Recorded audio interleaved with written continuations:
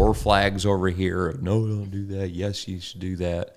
I'm probably going to do it. Well, this is what I get to. So why are you applying the manure? Because I have seen What nutrients? P and K. Okay. P and K. Which P. you just made me answer my own question. Move slow. It doesn't move. It doesn't move very fast, right? Yes. So incorporation is going to make that effect faster. Sure. Yeah, that's Right. what I'm going for is P and K. So if that's what you're going for, then incorporation's good. Got it. And I understand, like, when you make that incorporation, that initial incorporation, it's going to hurt biology. Not going to disagree with anybody on that. Sure. But also, what you're incorporating into that soil is going to be able to recoup or rejuvenate so much faster.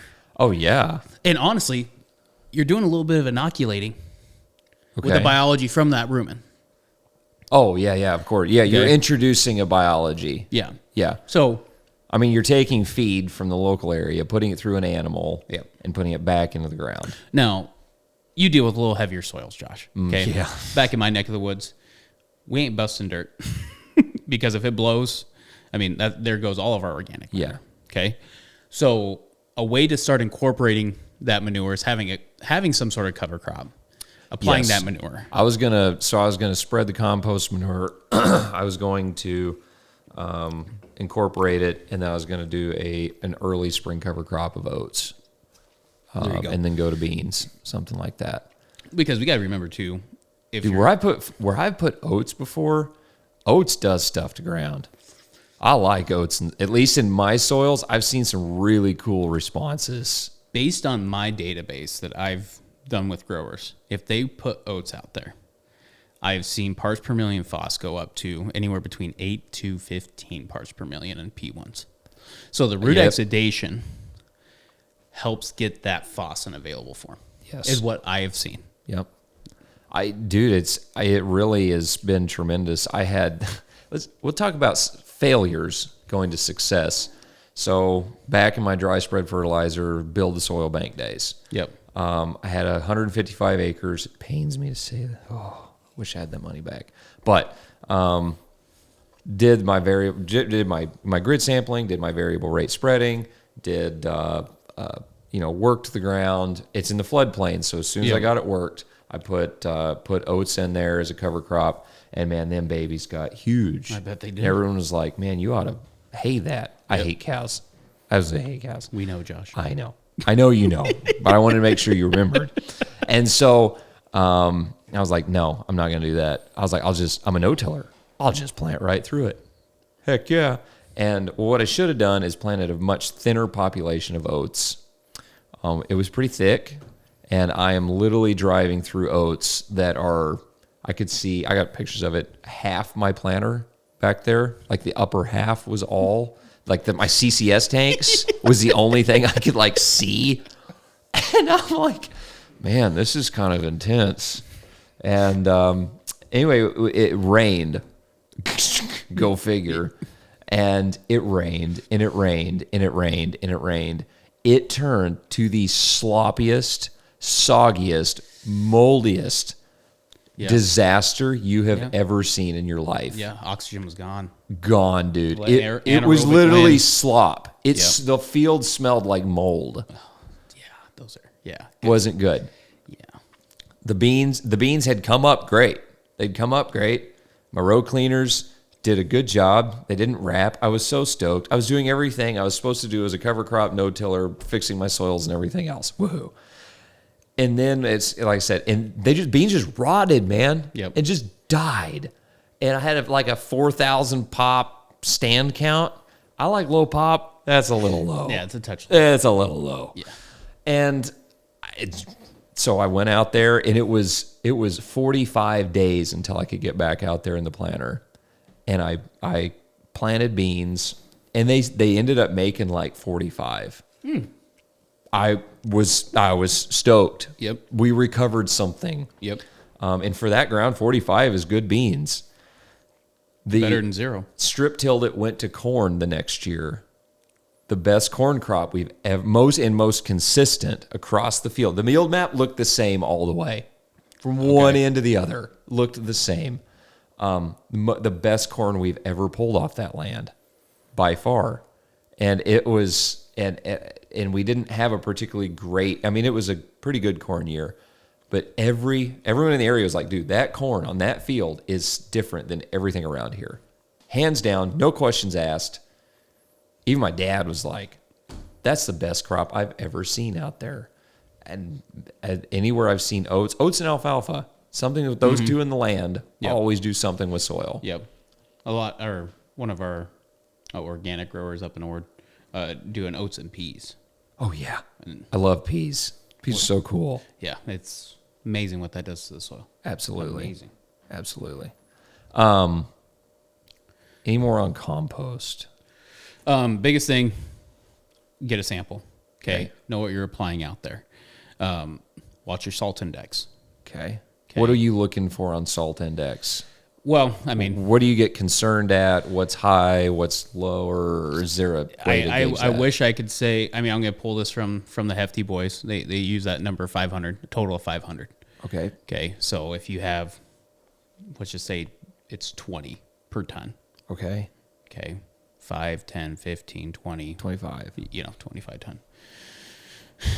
So on and so forth. Just stay below that number. So can you fertilize up to that salt index? The closer you get, the more you're flirting. Okay. More you're flirting with fire. Because my question with, the moron effect, how much water do you have? Yeah. Well, here, unending. Well, I mean, that's what it comes down to, right? Because, I mean, I know I've been to Western Kansas and I've talked about manure and it fried their fields. And then I asked them, was it raw or was it composted? Well, it was raw. Okay. And they put 50 tons out there. Yes. And I'm not, that's what could happen. You got to be careful with it. It's a tool in the toolbox. We can't, yes, you can over apply any product out there and it's going to have detrimental effects. Yeah. But, Justin Dahlgren's going to laugh when he hears this. But poop makes corn green. It's that simple. There's sometimes we sit here and, I mean, there's a meme out there and it just makes me laugh every time I see it because I've went through that journey. Okay. And it has the standard deviation curve. Okay? Yes. The far left side is somebody that's supposed to be very low IQ and it says poop make corn green. Okay. And then you get on top of the standard deviation. There's this person just stressed out. Okay. Trying to say ratios, this. Okay. And then you get down to the other side and it's like a Jedi. Right. And it says poop make corn green. Okay. And it's just the idea of, when I started my journey, I knew manure was good. Yeah. Okay. But once I started learning more about how soil works and how all this works, now I truly understand why it works. Mm-hmm. Okay. My lawn, my dog does a better fertilizing job than I ever could. Sure. I can see the patches. That's right. Right? Right. I mean, there's something in that system. And I know we said we weren't going to go down this road, but we're going down this road. Here we go. We're so dead. The moment that you get to like ruminant nutrition, okay, ruminants, cattle, sheep, bunnies, deer, okay, ruminants, forage crops, okay, so they're going to have a lot of fiber in their diet. Okay. A lot of fiber is carbon, okay, so the moment you get a composted ruminant manure, you're getting a concentration of carbon. Now, if it's raw, that concentration is not there because of the abundance of water and abundance of salts. So if you have a source by you, it's something to look into. I think it was 2 years ago, I had a growers meeting up in Ord, and I said, if you only had $100 to spend on XYZ, that was your additional deal, go spend it on a ruminant manure. Because what I have seen is if you have a source close to you and you can logistically make it happen, is the goodies, the additional goodies, it's the most cost-effective way to get nutrients on your field. Okay. Now, there's a lot of headaches. When it comes to manure, there's not a lot of easy buttons. Right. Let's put it that way. But the moment you have that as your foundation, now you can really start having fun with these other products. When you talk about pushing zinc, which that makes sense.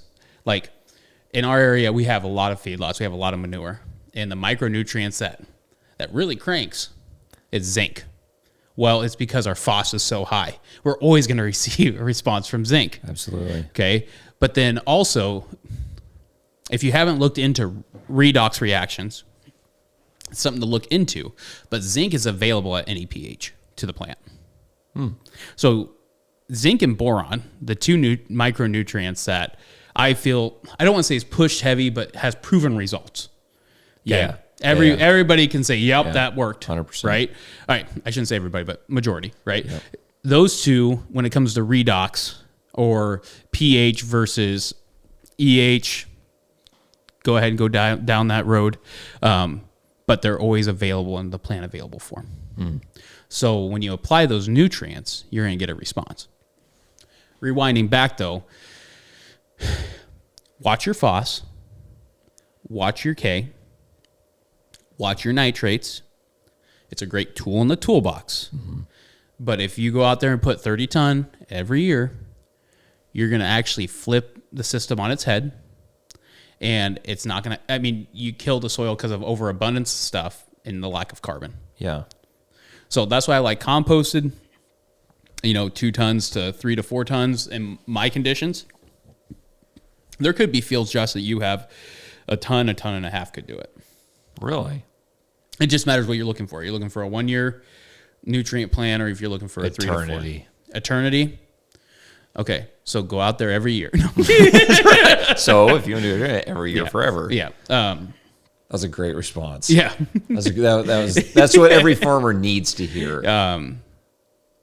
But I agree with you. The Achilles heel that I've seen with compost and manure, okay, is you got to have the bulk density.